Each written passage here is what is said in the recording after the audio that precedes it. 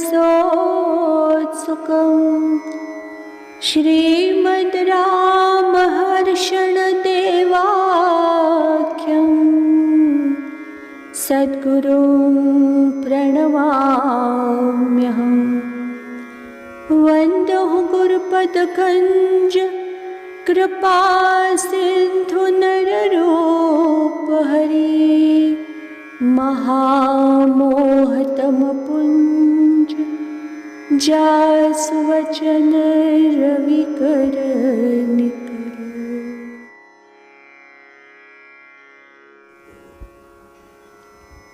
आइए आज की चर्चा में प्रवेश करते हैं। सूत्र संख्या 220 उपेय प्रीतिर्लक्ष्मणवत्। उपेय प्रीतिर्लक्ष्मणवत्। सूत्रार्थ: उपेय प्रीति श्री लक्ष्मण जी के समान होनी चाहिए। उपेय प्रीति श्री लक्ष्मण जी के समान होनी चाहिए। व्याख्या: उपाय के द्वारा जिस महाफल की प्राप्ति होती है उसे उपेय कहते हैं।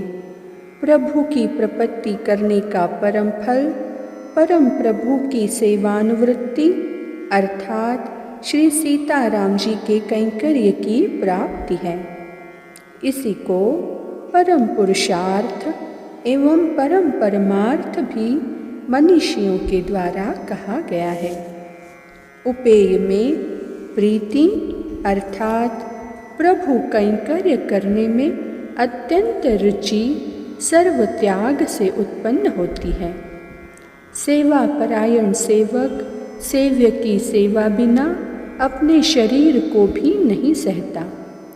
सेव्य के सुख को अपना सुख और इच्छा को अपनी इच्छा मानना शुचि सेवक का सहज स्वभाव होता है। वह स्वामी के कैंकर्य में आड़े आने वाले सभी धर्मों का परित्याग करने में हिचकता नहीं। तदनुसार श्री सुमित्रानंदन लक्ष्मण कुमार ने परमोच्च उपेय प्रीति का सर्वभावेन निर्वाह कर परमादर्श उपस्थित किया है, जिससे भगवत भक्ति परायण शरणागत चेतनों को अपने पथ में चलने की परम विशुद्ध शिक्षा संप्राप्त होती है।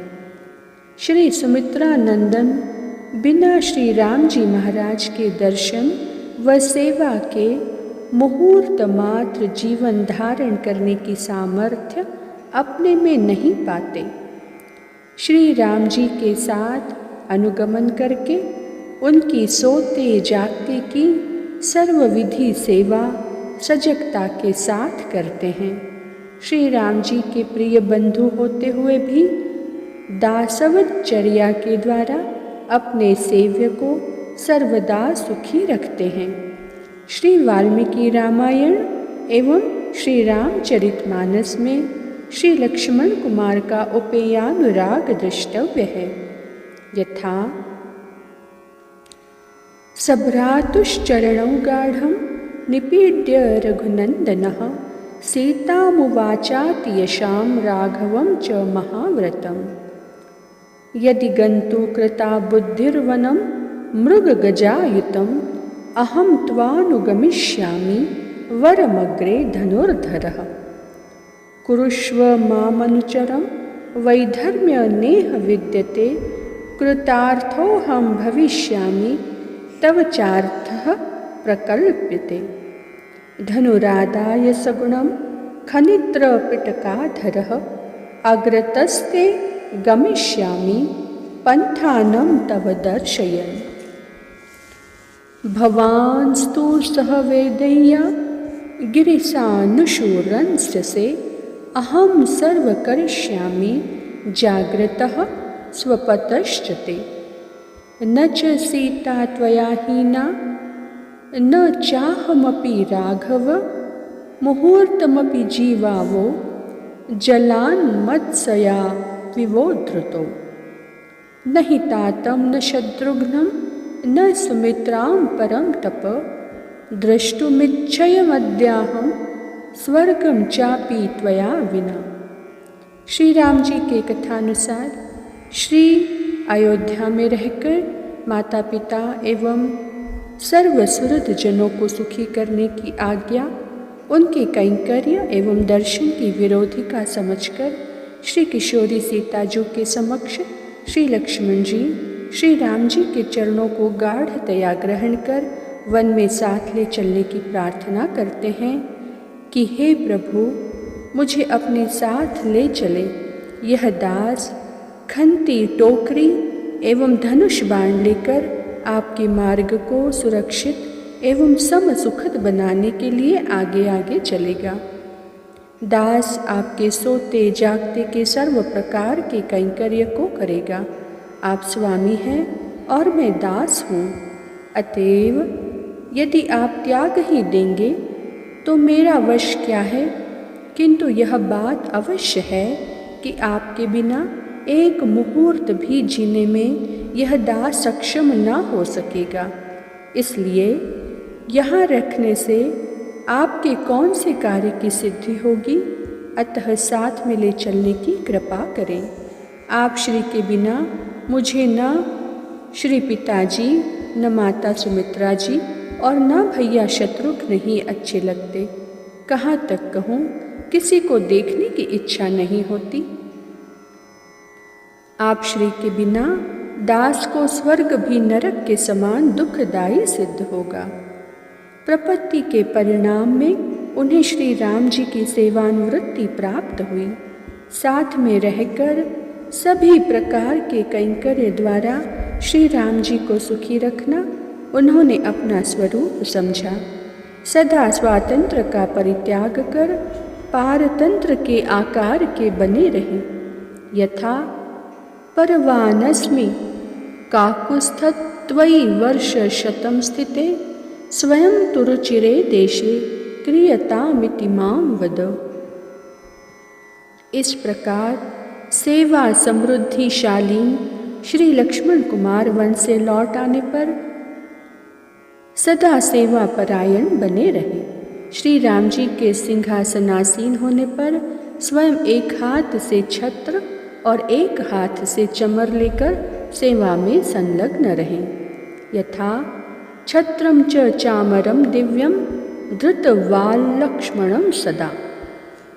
श्री लक्ष्मण कुमार की उपर्युक्त प्रकार की उपेय प्रीति पर ब्रह्म पुरुषोत्तम भगवान के हृदय में सेवक के प्रति अत्यंत प्रीति को उत्पन्न कर देती है। तभी तो श्री राम जी लक्ष्मण कुमार को अपना बहिर्प्राण जानते थे। श्री जानकी जी से भी अधिक प्रेम उन पर रखते थे। श्री जानकी जी के वियोग में श्री राम जी अपने प्राण संरक्षण में समर्थ रहे, किंतु लक्ष्मण कुमार के वियोग को न सहकर शीघ्र परम धाम प्रस्थान कर गए। जो कोई प्रपन्न भक्त इस प्रकार प्रभु कैंकर्य के आकार का हो जाता है, उसको श्री राम जी लक्ष्मण कुमार के समान ही स्नेह करते हैं।